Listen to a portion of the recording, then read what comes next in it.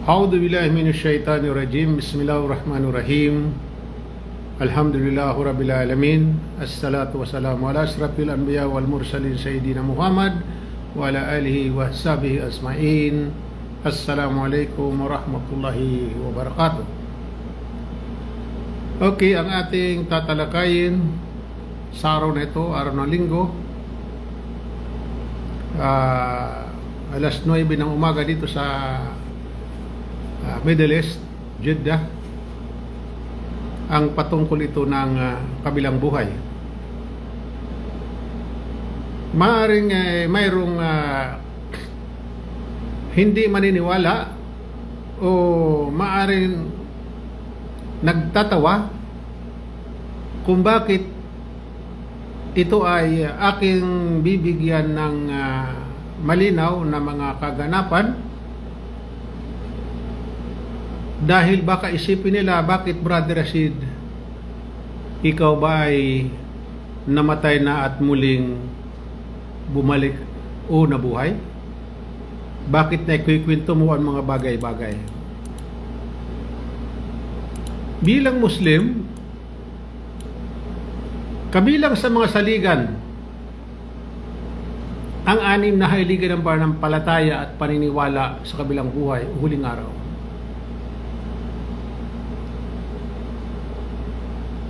Kaya naman ang tao ay hindi magiging mananampalataya hanggat hindi niya o hindi siya sumasampalataya sa nasasaad sa aklat ni Allah Subhanahu wa Ta'ala, ang banal na Quran. At sa nga patutuhanang sunnah ng Propeta Muhammad sallallahu alaihi wasallam, ang kaalaman hinggil sa mga araw na ito at ang madalas na paggunitan nito ay mahalaga. Dahil mayroong malaking influence ito sa pagiging matuwid ng kaluluwa ng tao. Sa pangingilag niya na magkasala at mananatili siya sa relihiyon ng Allah Subhanahu wa Ta'ala.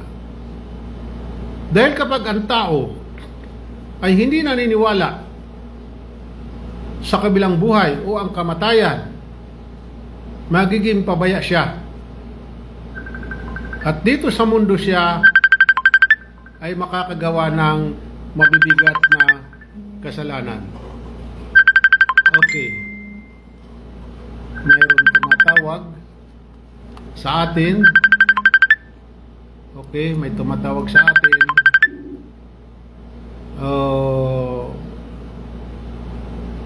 Kapatid, nagla-live ako. Pwedeng mamaya na tayo mag-usap.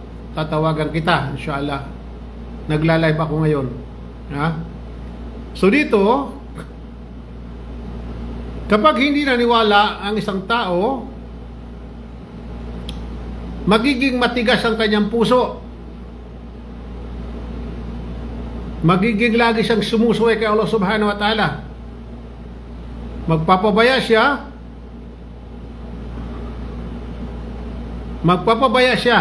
sa kanyang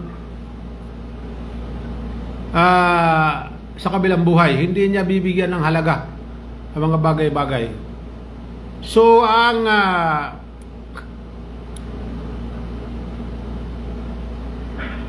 sa mga ganong klase, walang nagpapatigas sa puso at nagpapasigla sa paggagawa ng mga pagsubay kay Allah Subhanahu wa Ta'ala, na tulad ng papapabaya sa paggunita ng araw na iyon at sa kakilabot o kakilakilabot na bagay at matinding kapighatian sa araw na yaon.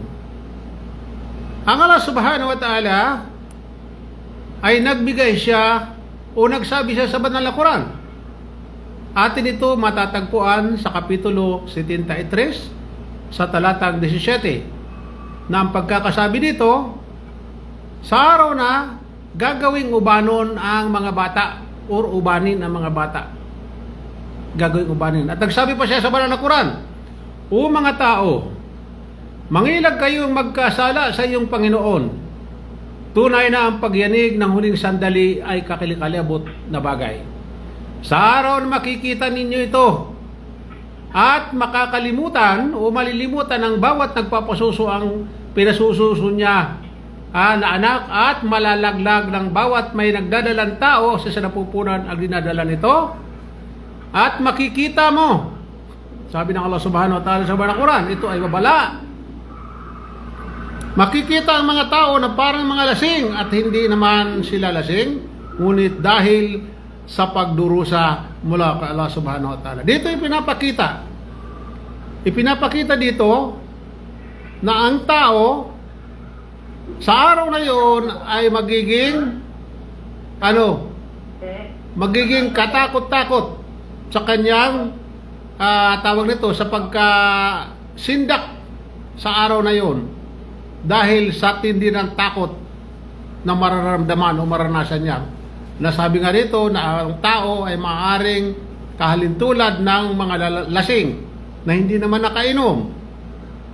At yung nagpapasuso sa kanyang anak ay malilimutan niya, nagpapasuso siya ng kanyang mga anak.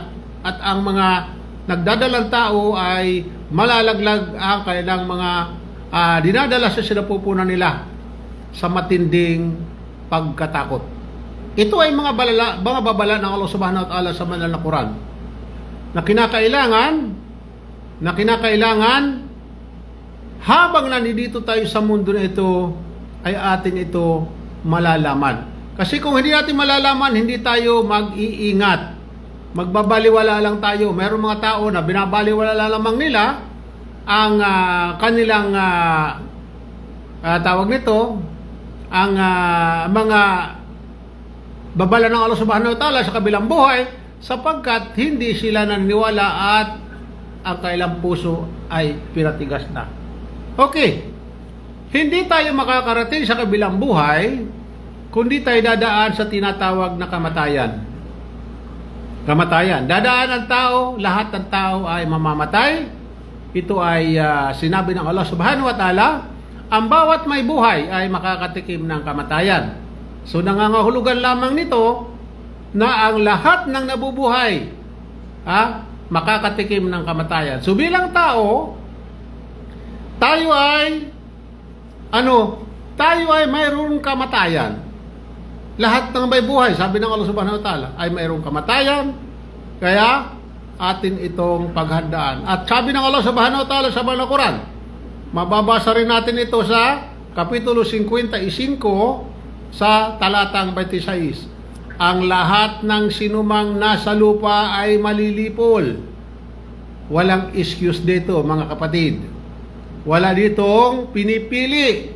Ikaw may mayaman, mahirap, dukha, ikaw may anuman ang katayuan mo sa buhay, isa kang mataas ang katungkulan, dadaan ka sa tinatawag na kamatayan. Kaya bilang tao, bilang paghahanda, ang iyong gagawin hindi pag-iipon ng kayamanan, kundi ang pag-iipon ng mabuting gawa. Sapagkat ang kayamanan na iyong naipon, ang iyong kasikatan, ang iyong katalinuhan ay magiging walang silbi yan pag dumating na ang araw ng ating kamatayan. Nagsabi sa kanyang sugo, sinabi ng kanyang sugo, nagsabi naman siya sa kanyang sugo, si Propeta Muhammad, ay sinabihan niya, ayon sa Quran, Kapitulo 39, talatang 30, ang sabi dito, tunay na ikaw ay mamamatay at tunay na sila rin ay mamamatay. Sa makatuwid, walang isa man sa mga tao ang mabubuhay magpakailanman. So ito yung sabi ng Allah subhanahu wa ta'ala sa banal na Quran. Okay? Malinaw? Alhamdulillah, dapat ito atin nauunawaan at nang sa gayon, hindi natin pagsisihan pag dumating man ang tagpong yun. Ang kamatayan ay tiyak. Tinitiyak, sigurado, 100% or 200%. Mangyayari na hindi magagawang pagdudahan. Ngunit sa kabila nito, ang karamihan sa mga tao ay mga pabaya. Makikita natin sa ating kapanahunan ngayon. Kaya kailangan dalasan ng Muslim ang pag-aalala sa kanyang kamatayan. Hindi ito kinatatakutan, bagkus ito ay lagi nating inaalala para sa gayon ay tayo ay hindi makagawa ng mabigat na pagkakasala.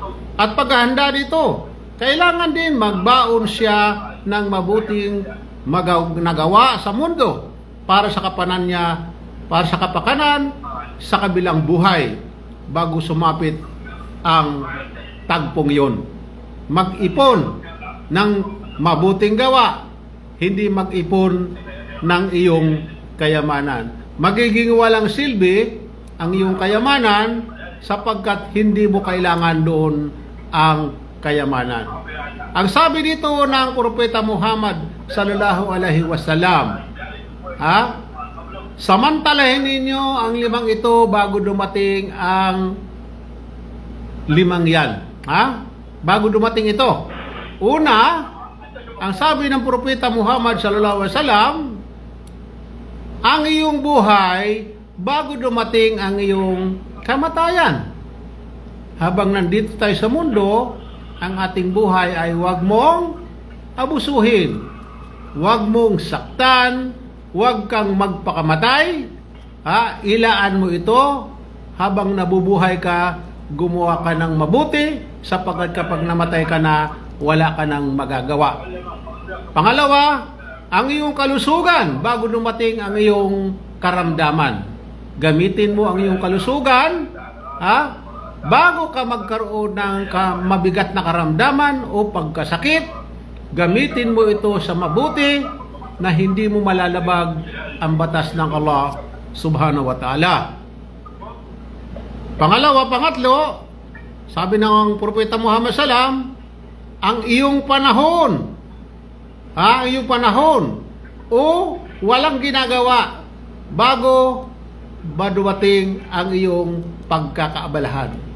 Ibig sabihin dito, ang ating panahon, ang ating oras, huwag natin sayangin sa mga bagay na walang halaga.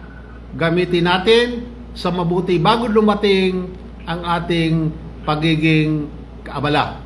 Pang-4, ang iyong kabataan bago dumating ang iyong pagtanda. Na nangangahulugan dito ang ating kabataan hanggat malakas pa tayo, gamitin natin ito ng mabuti. Huwag natin ito aabusuhin dahil kapag dumating ang ating pagtanda, hindi na ito maibabalik kailanman. Pang-5, ang iyong yaman bago dumating ang iyong karalitaan o paghihirap. Ibig sabihin dito, ang iyong yaman ay gagamitin mo sa isang mabuti o kawang gawa bago dumating ang iyong pagiging mahirap o bumalik sa pagiging mahirap. Dapat mong malaman na ang patay ay walang madadala sa kabilang buhay. Na anumang makamundong pag-aari, kahit ikay nakapagpatayo pa ng mga bungalow, nakabili ka ng mga eroplano, mga sasakyan, o anuman na mga mahalaga dito sa mundo, yan ay hindi mo madadala, ni ang susi, ni ang tawag nito, ang tornilyo ng sasakyan mo, hindi mo madadala yan. Iiwanan mo at iiwanan. Pupunta ka sa kabila, tatawid ka lamang na ang iyong baon, ang iyong mabuti at masamang gawa. Ang matitira lamang sa kanya ay ang nagawa niya. Kaya maging masigasig kang magbaon ng mabuting gawa. Sa pamamagitan nito ay matatamo mo ang buhay na walang hanggan at ang kaligtasan sa pagdurusa kung ipahintulot ng Allah subhanahu wa ta'ala. Dito ang pinagbabatayan dito, ito yung mga Muslim ang pinagsasabihan dito. Yung mga Muslim na kinakailangan sila ay maging masigasig sa paggawa ng kabutihan. Ang taning ng tao ay di malinaw.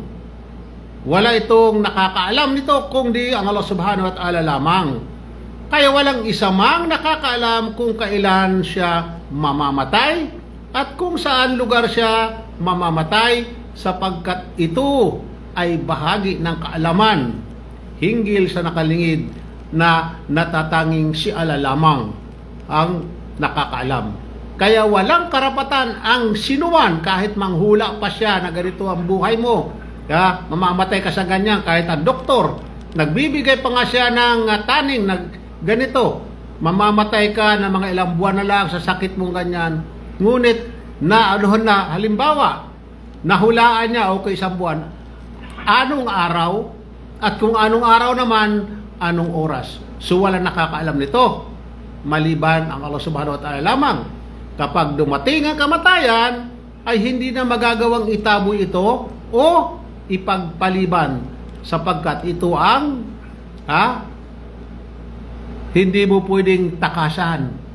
Wala kang magagawa na, sapagkat yan na ang iyong buhay. Itinakda na ito sa'yo, kukunin na yung pinahiram sa'yo na buhay mo ng Allah Subhanahu wa Ta'ala, dahil ang buhay natin na ito ay pinahiram lamang sa atin, na kinakailangan pagdating ng takdang panahon, ito ay ating ibabalik sa ating tagapaglikha kay Allah Subhanahu wa Ta'ala. Kinakailangan maging wais tayo. Huwag tayo maging pabaya. Huwag tayong maging alipin ng makamundong bagay. Ang sabi ng Allah Subhanahu wa Ta'ala sa banal na Quran, sa Kapitulo 7, talatang 34, at ang bawat bansa ay may taning. Kaya kapag dumating na ang kanilang taning, hindi sila mahuhuli ng isang saglit at hindi rin sila mauuna. Eksakto, taman-tama lamang na mangyayari kapag ito ay itinakda na ng Allah Subhanahu wa Ta'ala. Hindi ito madidili, hindi ito mauuna. Eksaktong oras na ito ay mangyayari sa atin. Kaya makikita mo ang mga tao, alam natin lahat yan, na napakaraming tao ang takot pag-usapan ang kamatayan. Lalong-lalo na yung mga hindi Muslim. Kapag pinag-usapan ang kamatayan, ayaw na ayaw nila ito pag-usapan. Ngunit sa Islam, kinakailangan mong lagi mong iniisip na ikaw ay mamamatay. Or kung sakali ikaw abutan ng kamatayan, ano ang iyong gagawin?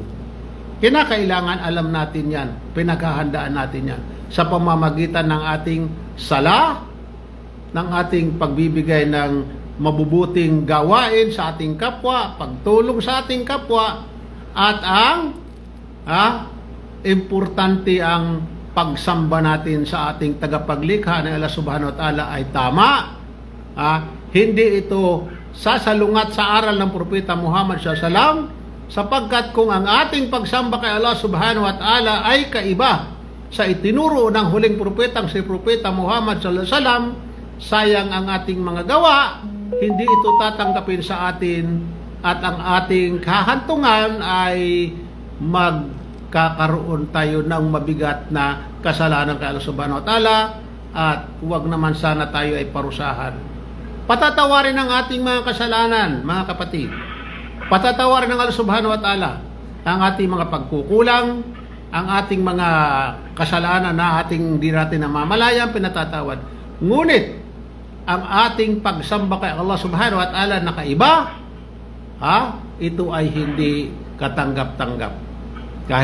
Kahit pagbutihin mo pa ang pagsamba mo kay Allah Subhanahu wa Ta'ala, kung hindi naman yan ang gusto niya na pagsamba. Ang mga mananampalataya kapag pinuntahan na ng kamatayan ay pinupuntahan ng anghel. Itong anghel na ito yung anghel ng kamatayan na nasa magandang anyo, na may mabangong amoy. Kasama nitong dumarating ang mga anghel ng awa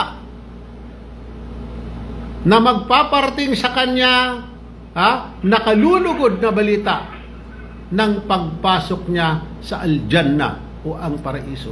So babalitaan siya ng mga anghel na ito. Anong sabi ng Allah Subhanahu wa Ta'ala? Ano ang patunay? Ano ang patotoo? Ang sabi ng Allah Subhanahu wa Ta'ala sa banal na Quran, tunay na ang mga nagsabing si Allah ang aming Panginoon at pagkatapos ay nanatiling matuwid, magsisibabaan sa kanila ang mga anghel sa sandali ng kamatayan upang magsabi na, huwag kayong mangamba at huwag kayong malungkot at tanggapin ninyo ang nakalulugod na balita ng pagpasok sa Aljanna o Paraiso na sa inyo noon ay ipinangako ng Allah subhanahu wa ta'ala. Ito ay binigyan ng Allah subhanahu wa ta'ala ng pag-asa. Binigyan ng pag-asa.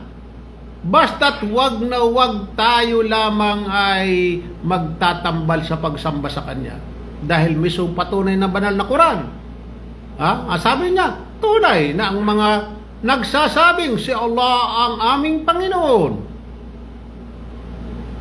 Paano yun yung mga nagsasabing si Jesus ang aking Panginoon? Subhanallah, nakakatakot yun mga kapatid. Ito ang nagsabi dito, napakalinaw. Kapag namatay naman ang isang kafir o yung hindi manampalataya o yung mga hindi sumasampalataya at makasalanan, ito naman ay pupuntahan siya ng ng anghel ng kamatayan na may nakakatakot na anyo at maitim ang mukha. At darating kasama nito ang mga anghel ng parusa na magbabalita sa kanya ng pagdurusang tatamuhin niya. Yun ang nakakatakot. At ito ang patunay na sinabi ng Allah subhanahu wa ta'ala sa banal na Quran. At kung nakikita mo sana kapag ang mga lumalabag sa katarungan ay nasa hapdi ng kamatayan, samantalang ang mga anghel ay nag-aabot ng kanilang mga kamay habang nagsasabi, ilabas ninyo ang inyong mga kaluluwa. Ngayon ay gagantihan kayo ng pagdurusa ng kahihiyan dahil sa kayo noon ay nagsasabi hinggil kay Allah subhanahu wa ta'ala ng hindi totoo. At kayo noon sa kanyang mga kapahayagan ay nagmamalaki. At kapag dumating ang kamatayan, mabubunyag na ang katotohanan at magiging malinaw na ang lahat sa bawat tao. Ito yung ng aral ng Islam, na kapag ang tao ay naghihingalo na, bubuksan na sa kanyang mga paningin, sa kanyang mata, ang katotohanan na nakasapansamantala sa kanya na itinago. Bubuksan na sa kanya, sapagkat sa ngayon na tayo buhay pa, ito ay itinago sa atin. Ngayon, ilalanta dito pag dumating na ang tinatawag na yung naghihingalo ang tao. Kaya makikita natin sa mga tao kapag halimbawa naghihingalo, ang ilan ay natatakot, ang ilan ay hinahabol niya ang kanyang kaluluwa. Yung tumitingala sa ulo habang lumalabas ang kanyang kaluluwa, habang kinukuha sa kanyang ulo.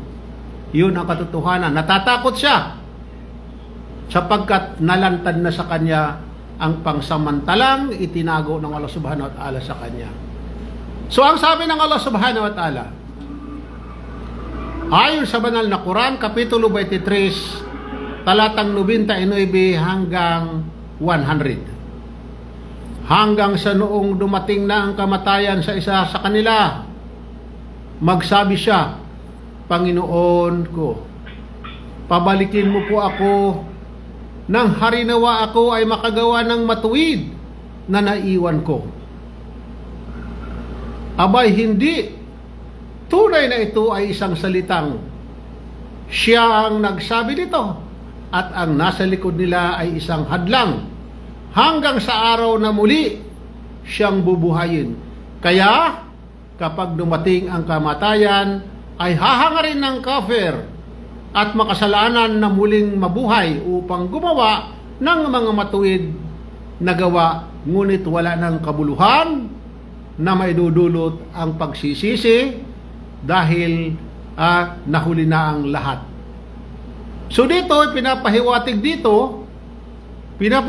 dito na kapag halimbawa ang isang hindi mananampalataya ay namatay, inabutan ng kamatayan, siya ay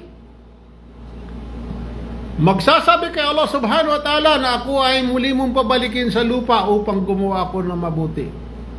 Ngunit ang sabi ng Allah subhanahu wa ta'ala, hindi. Tunay na iyon ay isang salita lamang.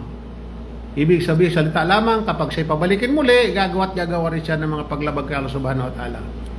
So ito ay isang bisis lamang ang kamatayan ng tao. Hindi na ito ulitin. Kapag namatay ang tao, wala na muling pagbalik sa mundo na ito.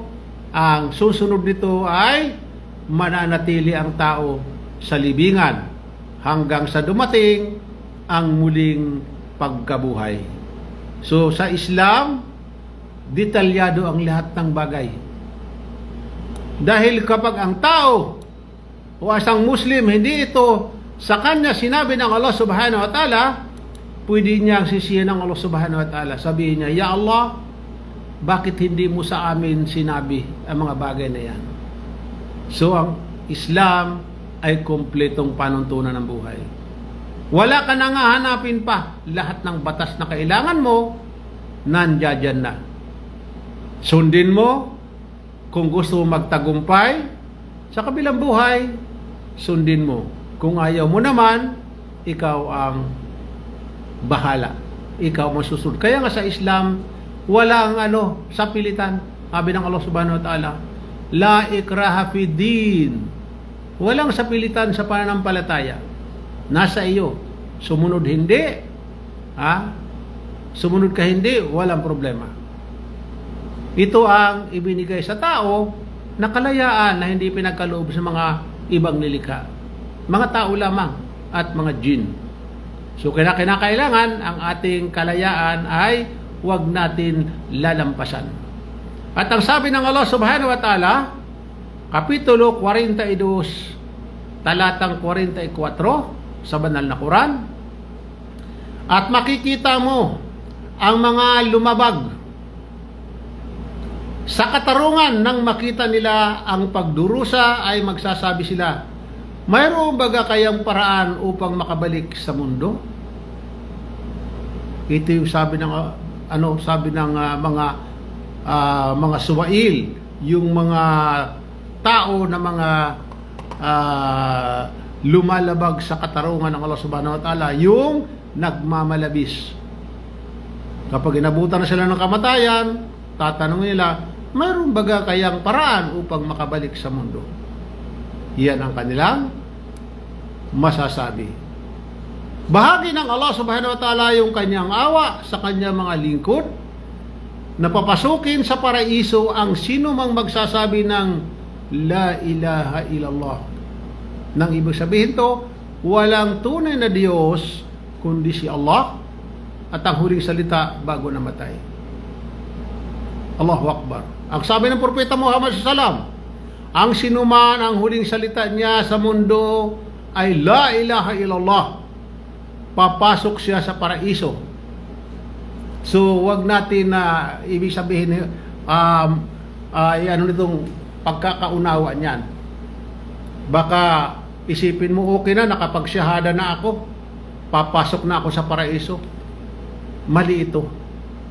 Maliban kapag ikaw ay naghihingalo at binigkas mo ang ganito, Ashhadu an la ilaha illallah wa ashhadu anna Muhammadan abduhu wa rasulullah, iyan ang ibig sabihin na ikaw ay makakapasok ng paraiso.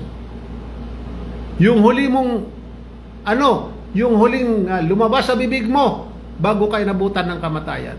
Pero paano mo natitiyak na masasabi mo yan, o mabibigkas mo yan? Paano kung ilak ang iyong bunga ng Allah subhanahu wa ta'ala at hindi mo mabigkas ang bagay na yan? Kaya sanayin natin ang ating sarili sa pagbigkas ng La ilaha illallah. Walang Diyos maliban kay Allah. La ilaha illallah. La ilaha illallah. Sasanayin natin ang ating dila.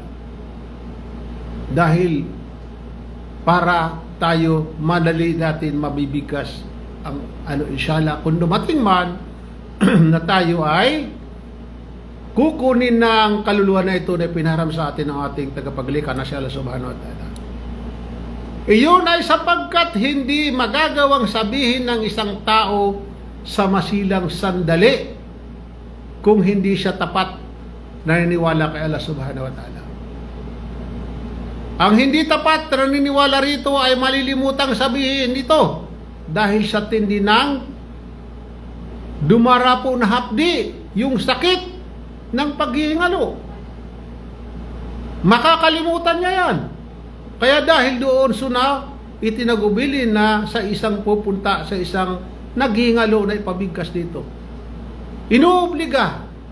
Kapag tayo halimbawa mayroong kamag-anak o kakilala o kaibigan na naghihingalo, ipabigkas mo ang shahada. Ashhadu an la ilaha illallah wa ashhadu anna Muhammadan abduhu wa rasuluhu. O kaya la ilaha illallah.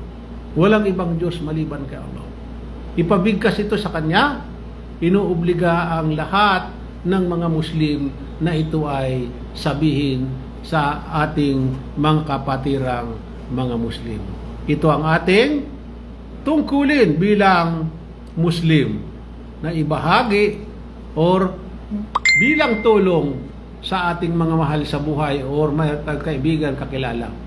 Iyon ang ating gawin mga kapatid, mga kababayan. So dito naman,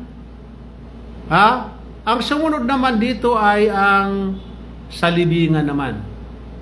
Salibingan.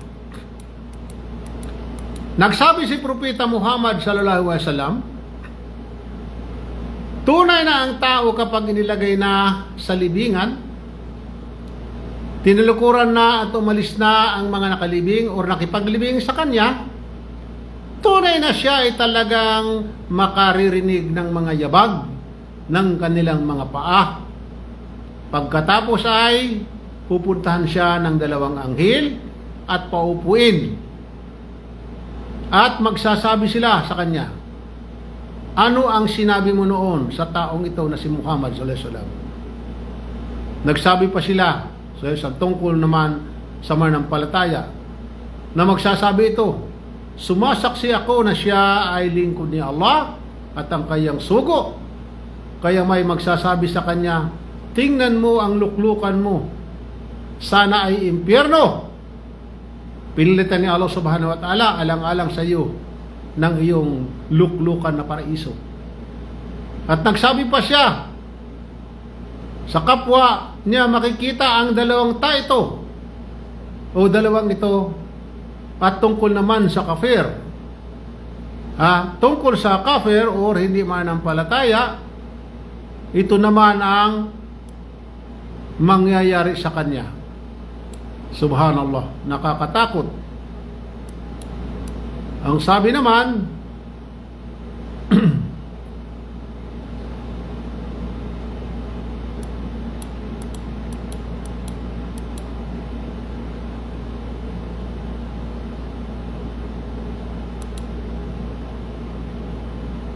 at nagsabi ito, hindi ko alam. Sinasabi ko noon ang sinasabi ng mga tao, kaya may nagsabi, hindi mo nalaman at hindi mo sinunod ang patnubay. So dito mayroong parusa na sinabi ni Propeta Muhammad sallam na siya ay pupupukin ng martilyo na bakal ng isang pukpok, kaya mapapasigaw siya na maririnig ng anumang nasa malapit sa kanya, maliban lamang sa mga tao at mga jinn. So dito, paparusahan pala, sa libingan pa lang ay mayroon ng kaparusahan. Yan mapapasigaw siya ng pagkalakas-lakas. Pagkalakas-lakas na sigaw na maririnig ng mga tao at mga jinn. At ang pagbabalik ng kaluluwa sa katawan na sa loob ng libingan ay ilan sa mga bagay hinggil sa kabilang buhay na hindi matatalos ng isipan ng tao sa daigdig. So nagkaisa ang mga Muslim sa paniniwala na ang tao ay pagiginhawain sa libingan niya kapag siya ay isang manampalataya at kapag karapat-dapat palasapin ng kaginhawaan, o pagdurusahin kapag siya ay karapat-dapat palasapin ng pagdurusa. So dito pa lang sa libingan, sinasabi dito na mayroon ng kaparusahan at mararamdaman na rin ng mga manampalataya ang kaginhawaan. Dito, mararamdaman na. Ang sabi ng Allah subhanahu wa ta'ala sa banal na Quran, okay, Kapitulo 40, talatang 46. Ang apoy ay idadarag sila roon sa umaga at gabi, at sa araw na sumapit ang huling sandali ay sasabihin sa mga anghel, papasukin ninyo ang mga kampon ni Paraon sa pinakamatinding pagdurusa. Subhanallah, nakakatakot. Sana mga kapatid, mga kabayan, tayo ay manalangin kay Allah subhanahu wa ta'ala na magpakupkup tayo sa Kanya sa pagdurusa sa libingan. Hingiin natin kay Allah subhanahu wa ta'ala, Ya Allah, iligtas mo kami sa kaparusahan sa libingan at igawad mo sa amin ang aming kapatawaran sa aming nagagawang kasalanan at ipasok mo kami sa iyong paraiso upang mamuhay magpakailanman. Naway mga kapatid, naging isa itong babala sa atin na dito sa aking ibinahagi, ang tao ay mayroong wakas. So dahil sa tao mayroong wakas, kinakailangan natin ay gawing pinakamabuti ang ating pagninirahan sa mundo nito na pansamantala. Gumawa tayo ng mabuti para sa ating kapwa, sa ating mga magulang, sa ating lahat at higit sa lahat kay Allah subhanahu wa ta'ala. Huwag natin lalabagin ang batas na Kanyang ipinag-utos kay Propeta Muhammad Salam. Kaya sundin natin si Propeta Muhammad Salam kung ano Kanyang pinag-utos sa atin, maging ito man ay laban sa ating sarili or hirap tayo or masakit para sa atin, wala tayong magagawa sapagkat tayo ay nilikha lamang ng Allah subhanahu wa ta'ala na kinakailangan sumunod sa Kanyang nais. Huwag natin hayaan na tayo ay malinlang sa kinang ng mundo na ito. Huwag tayong padadaya kay Satan, huwag tayong susunod sa kagustuhan ng ating sarili. Kinakailangan ng ating sarili, pigilin natin ito sa makamundong bagay sapagkat ang ating sarili ay gusto lamang nito ay puro layaw at puro kapahamakan ang nais niya para sa atin. So, maraming salamat mga kapatid. Maraming salamat sa inyong lahat, sa inyong panonood o pakikinig dito sa ating naging topic, naging ating talakayan or usapan, ang kabilang buhay. Ito ay kinakailangan natin laging alalahanin na tayo ay mawawala sa mundo na ito. Maraming salamat. Assalamualaikum warahmatullahi wabarakatuh.